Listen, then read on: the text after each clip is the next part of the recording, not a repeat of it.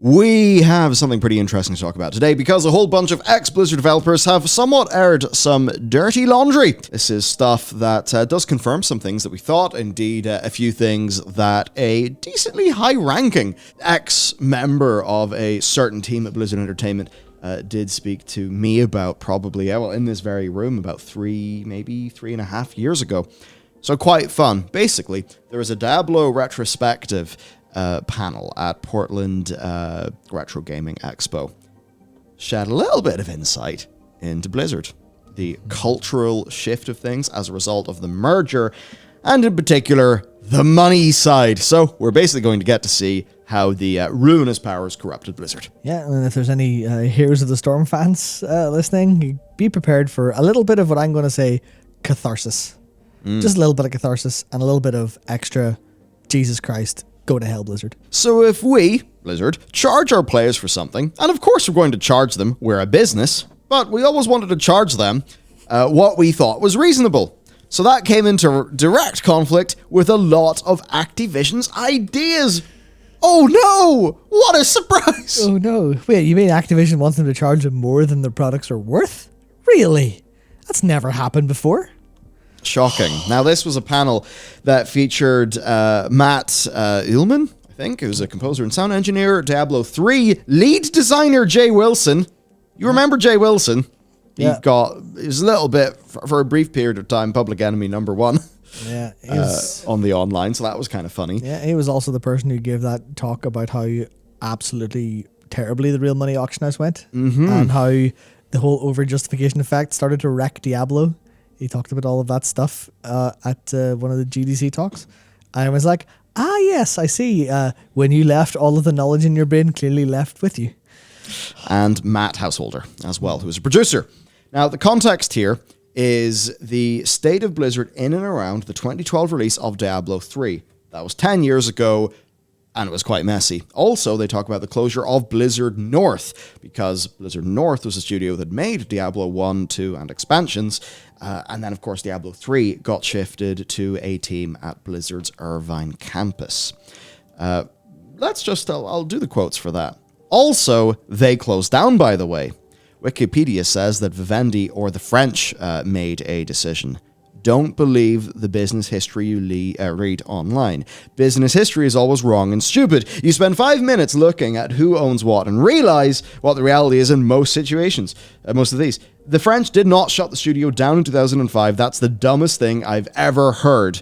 WoW was making more money than, the CIA selling crack in 1988. It's a lot of money, by the way.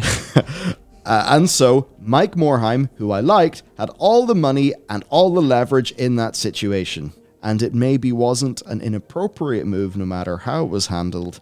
It may have been the right call at the time. So that is essentially saying Morhaime really had the power here. If he did not want Blizzard North to close down, he would have been able to ensure that Blizzard North did not close down. Yep. Because I suppose, yes, World of Warcraft, he had all the money in the world. I mean, especially at this time, around 2005. Big. That period of time from, 2004 to 2010.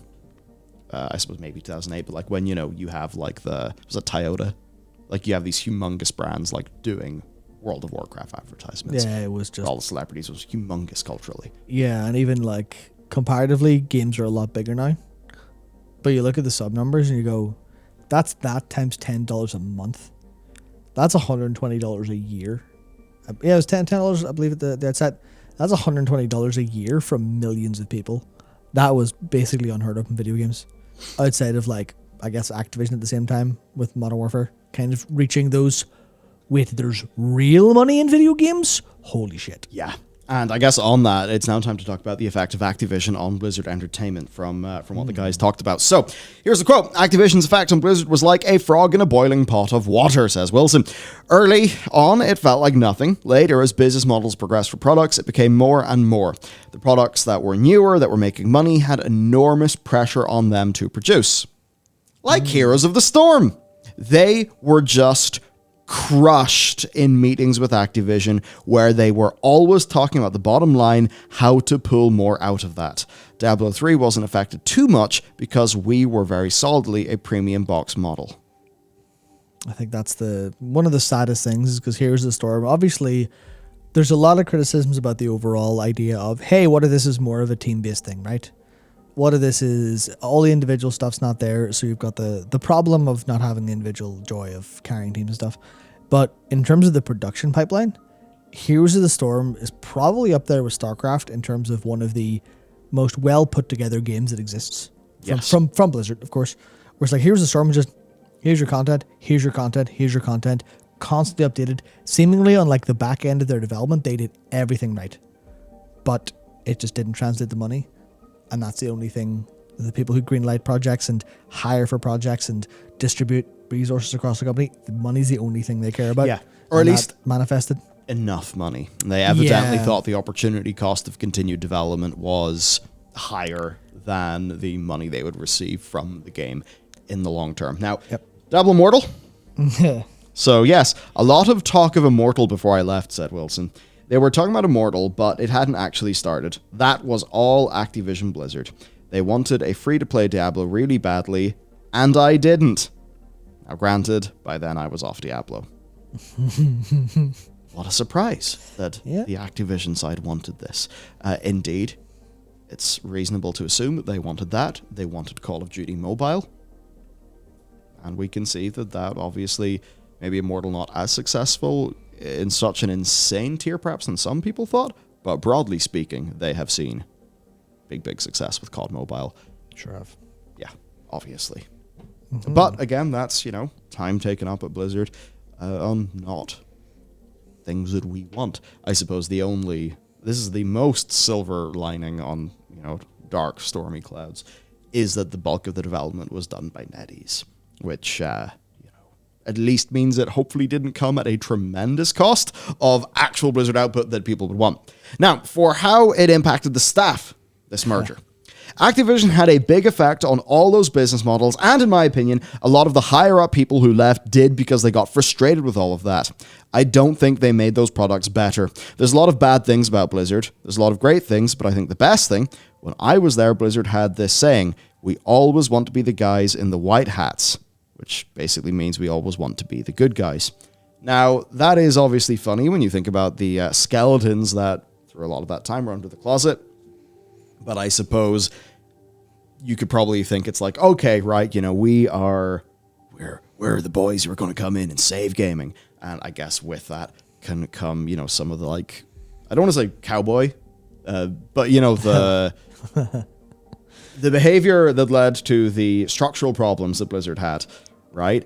You can see how people would, be in that side of things, but be like, fuck yeah, fucking gaming. Let's not fuck our customers over. Yeah. I'm trying to, paint a picture of this thing of how the Blizzard makes the games that captured everyone's imagination while still having large cultural issues. Yeah. And really with that, I think it comes down to a self-righteous, big banterous boys club, which then obviously has issues. Yeah, I mean, you can have a good group with bad individual elements. Yeah. And you can have, a bad overall person who has, at least, no, I don't want to say it's some redeeming qualities because that implies redemption, but more the fact that, they can be part of a good group, they can have good stuff in some ways because people aren't just one dimension, people have multiple facets, and that's a case of, I imagine everyone at Blizzard, and it shows in their work, right? Especially early on, a lot of them did literally go, we will be, the video game white hats. We will make the game. And it's like that saying from earlier where they're just going, yeah, we always wanted to charge them what we thought was reasonable. They always wanted to make great games. And they, by large and by far, did. It just went a wee bit wrong and was always a wee bit wrong inside. But as far as a business with the relationship with customers went, it was always good. And that's what Activision fundamentally changed without any notable benefits, at least internally, that we can see. Yeah. Obviously, it's hard. We can't look at the other timeline where it didn't happen. But I think based on what we've seen, probably would have meant at least slightly better games. At least, if nothing else, at least that. Yeah, so to move on to some of the specific impacts then on the Diablo franchise, right? And this is fun because of the real money auction house. Regarding the auction house, Jay says the reason they wanted to have it was security and no other reason. It was not to make money.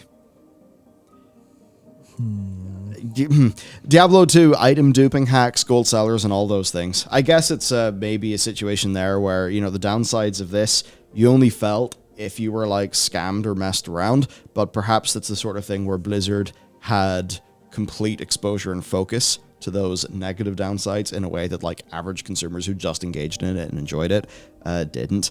But Jay basically said there was no way to fix the problem without controlling the trading market, and security was also a reason why D3 was online only. Yeah. Which, yeah, if you were going to have a real money auction house, it would kind of necessitate basically either online only or some really, you know, just like gating of this is an offline character, it stays in its box. Yeah, and that's the thing where that's obviously security is a great thing. And I completely believe them there because I can't imagine, you know, Jay Wilson would have sat in a room and said, we can sell people items for real money. Hell yeah. And it's the same with the World of Warcraft token, where it is just a lot of these ideas from like earlier on were not just, let's just make a load of money. It's, is this going to take, I guess, third-party RMT and third-party people? Are we going to be making the profit instead of other people? Does that mean we have a better relationship with our customers? Yes. It also has a whole lot of other things, but this was at an era where I think, and we're still at that point, right? We're still at that point where it's only now with loot boxes at their worst, kind of coalescing at the same time with Twitch's gambling fiasco and with, I guess, some like sports gambling stuff in real life getting bad. It's only now I think we're kind of really, as I say, as consumers, as an engaged consumer base of gamers, we're actually starting to think and go, what are the real long-term effects of this on how it happens across gaming and across people? I imagine back in the day, Jay Wilson wasn't sitting going, how does this work with the actual reward loop of our game? Maybe they thought about it, but they clearly thought this was more important. But then obviously he then talked to GDC and said, yeah, if you go buy the item instead of getting it from the boss, that doesn't feel good. Yeah. But for some reason, their mode of thought didn't let them see that ahead of time. I think they forgot that if you legitimize it, then you normalize it. Yeah, and that's the issue that they ran into. And that's the thing that we kind of get that because we've seen it and it's kind of obvious in hindsight. We can connect the dots. Yeah, but also, it's what we screamed about with WoW Token. Yeah. It legitimizes currency for gold in a way that then can have negative externalities in the overall game experience. Yeah. And again, it's that thing of the old classic unpriced negative externality that people don't really talk about much because it's not a first order impact. Yeah, and we're obviously, whenever you're trying to make a video game, you're a little bit busy trying to think of how good can you make the video game. You're not really sitting there and going, well, am I designing an economic system? Let's set across a committee to examine the possible impact of this over the next 10 years. Yeah. But we're seeing, because we can sort of see the beginning of the trend and then follow the trend line. And obviously a lot of game commentary is now a thing that's very gaming culture commentary. So we can now kind of sit and think about this stuff. And it's a lot of what, we're privileged enough to be able to sit down and go, right, okay, what impact is going to have on games as a whole over time. But it's upsetting that they didn't do any of that, but also they kind of couldn't because they're too busy trying to make a game. Hard to blame them ultimately. But it's interesting that they go on to say that the Oxfest only made 10 to 15 million. Yeah. Only 10 to 15 million. Ah, poor souls. Yeah, no, but yeah. We could sit here and, we could play a role for you guys and be like, oh, they're only 10 to 15 million. Yeah. No, here's the reality. 10 to 15 million is fuck all. It's nothing. It is a big lot of money to any individual personally, but actually, if you kind of understand wealth inequality, not even that, rather shockingly. Yeah. The amount of hidden wealth in places is holy shit. The point basically is, look, Bobby's not rubbing his nips to this. No. It would have to be a lot more money to get the Bobster super excited. Mm-hmm. Compare that to what Immortal made in a pretty short amount of time. And then you can begin to understand. Now, obviously, to any of us, 10 to 15 million is an absolutely eye-watering amount of money. Holy shit, we could probably bankroll our studio for 2 or 3 or 4 or 5 decades if we had all of that. Like, holy shit. I'd love to see I'd love to see a single percentage that, like. yeah. But for a big company, like this, especially in that Activision time, they're not paying for double-digit millions. No. That's not the game they're playing. The game they are playing is triple-digit millions, right? If even. Yeah. If even. Which I know it's a different realm to where we all operate in normally, but it is what it is. So it's kind of weird. It kind of sounds like Blizzard was wanting to get rid of the auction house right away, but they ended up not thinking they could because the auction house was advertised on boxes. Man, that was a different world then. Yeah, they then just looked at the legal issues and decided to get rid of it, and they just thought, fuck it, if we get sued, then, so be it. Which is fair play to them. So that's the Blizzard of 2012, right? 4 years into Activision. They were still somewhat exerting their own control. They had the ability to decide on aspects of D3 that were not purely monetary things. But there's also a cultural shift in product design and that kind of thing. There's the looming pressure of a free-to-play Diablo. And then we track that ahead of time. We look at the state of the company today.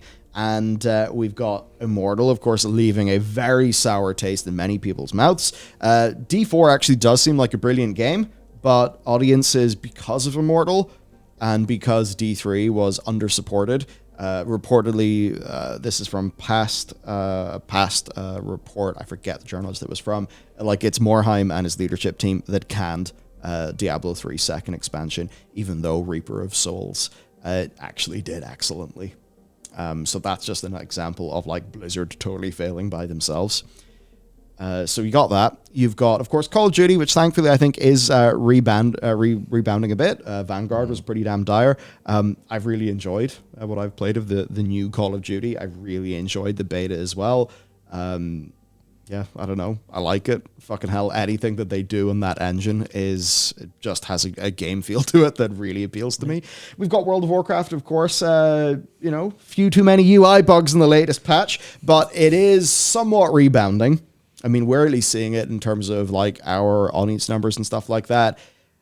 Warcraft 3 Reforged is not where it's supposed to be yet, but it kind of is getting there, albeit slowly and with 500,000 asterisks. Yeah.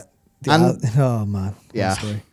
And then Overwatch, which look, I'm fucking loving it as a game, but as I said in the video, it's a shit product because they messed up the reward loop, messed up the live service monetization, meaning that it just feels a bit barren. We'll be talking a bit more. Actually, the video we put out yesterday, which we haven't recorded yet because we've got to go and play some of the event, but we do want to do something about that based on what we're hearing. We just want to do our own investigation first. But it seems like it's another good example of, holy shit, you had absolute gold with this as a game, and we cannot believe how you managed to torpedo it because of the way you orchestrated your business model. Yeah, well, there's again, a lot of that seems to be the Activision Blizzard side of things, because I even noticed there are elements of the game that, to me, look kind of, hey, this isn't done. It's like isn't finished. And the more I've been talking to a handful of people about and seeing people post online about how support generally feels, there's a lot of me kind of going, oh, this game's like not done. It's interesting to me considering I am playing support and absolutely loving it. I'm not talking about my own experience as much as I'm talking about community trends and seeing like the support role, like queue time kind of hard blocking a lot of like tanks and DPS because, I have played, I would say 95% of Overwatch 2 as support, which has meant I've had instantaneous queues. Yeah. Now, mostly it's only been a 100 XP bonus rather than a 500 XP bonus, so not sure what to make of that. There's also the weird thing where like the double XP weekend was only match XP, so actually it was tiny. Cool. Anyway, we'll get into that once we've done our own investigation. So we've got all that going on, as well as obviously them still reeling from all of the cultural issues. But we're certainly we're halfway through the start of their crazy year, maybe. Well, not exactly a calendar year, but there's like a 12-month span of time where we're going to see, Wrath Classic, Dragonflight, Overwatch 2 PvE, Diablo 4, like just a whole bunch of stuff.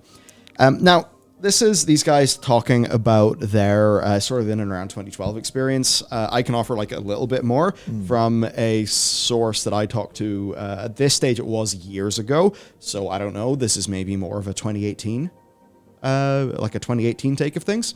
And I mean, this was a long, like real person, long face to face. And you know what they had said, which I guess is advancing a few years from these guys, pretty much is the sort of things that they would have been worried about tracking forward. So yes, it was all about the money, all about the money. There, you know, games that are not really receiving support, like say Star 2, still actually performing really well in terms of money. Obviously, StarCraft 2 was left to languish a bit and has now had primary continued development be shut down, which is very sad considering. I mean, it's Blizzard and StarCraft. Essentially, though, the takeaway that I had from that very long discussion was 100% what you think is true, what you hear is true. The headlines aren't wrong. People are right to be suspicious about Activision causing problems in Blizzard because they 100% absolutely are. That is from somebody who worked on a game team for years at that company. It was I don't know if that individual was also like Schreier's source or something, but it does of course line up with the multiple. I remember there's been like a few, those times back when like Schreier worked in Kotaku, and you just see like, oh look, a fresh machine gunning of Blizzard for something has just appeared. Oh, look, it's the one Kotaku article I might want to click on. It lines up with all that. So that essentially is it. I think right now we're in a situation where, do I want to say that Bobby's, arm is just right up there at Barry, sort of puppeting him? I don't want to say that.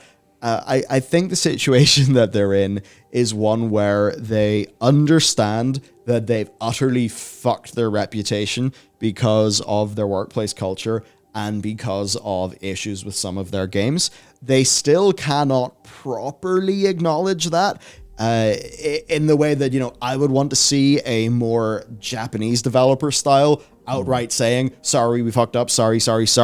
Whereas, at least per some cultural stuff, from what I understand, in America, I don't think it's really the case here, but apparently in America, like, that is seen as being weak, and it's like a very much culture of, putting your chest up, be like, ooh, I'm strong. That is basically what the Japanese developers of FF14 were told when their response was to loudly say that they were very sorry about all of the problems. They wanted to fix it. People were just saying like, no, you can't do that. Everyone in Team America will think you're weak. And to be honest, it felt weird to me whenever I'd hear that from people, because I'd always just think like, is that just what they say about, culture in America? Because a lot of the time when people own their L's, I do see loads of people from the United States pretty much say, oh, this is great to see you own your L's. I don't know.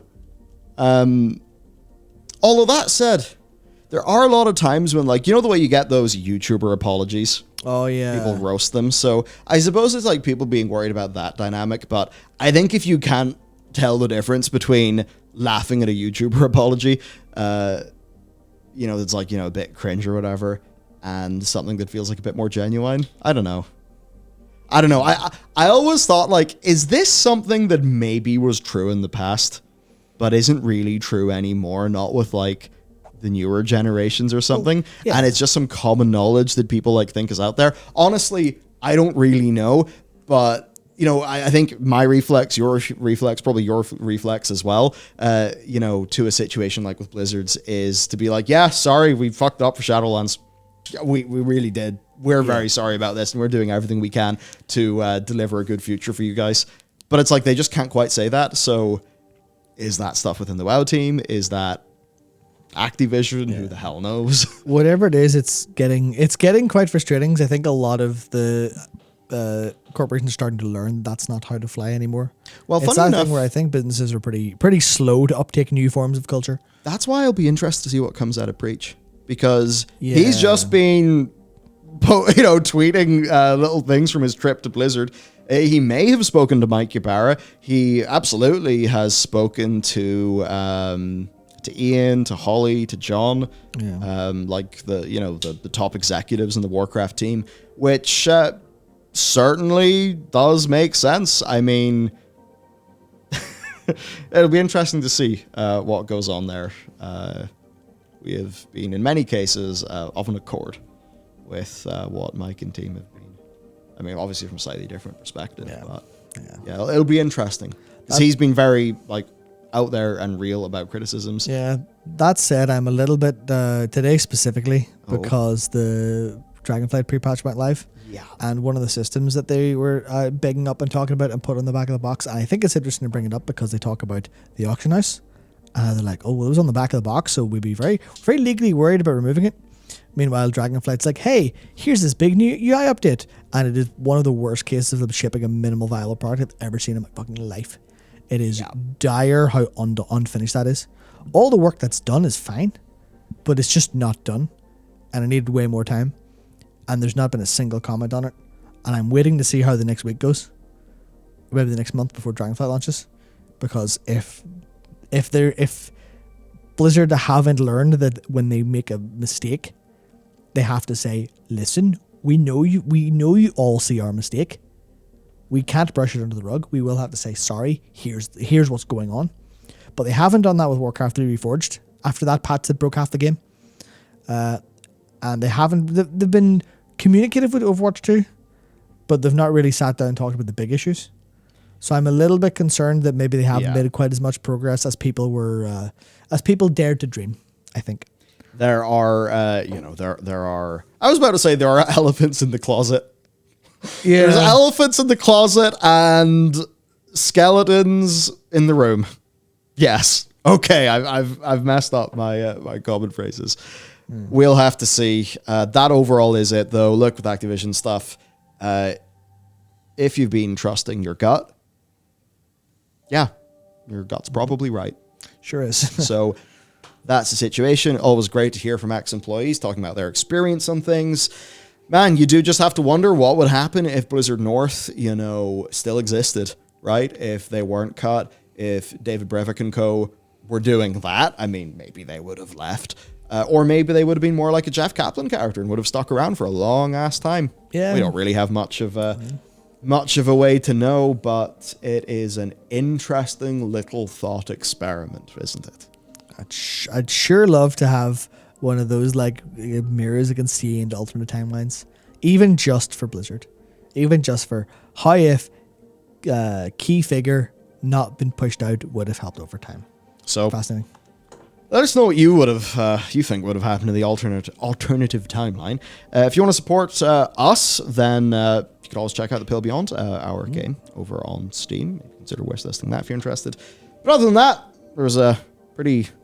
I mean, I'm assuming it'll be a hot video. I think it will be. A pretty hot video on the channel yesterday. There'll be something cool on the channel tomorrow, so stay subbed. See you next time.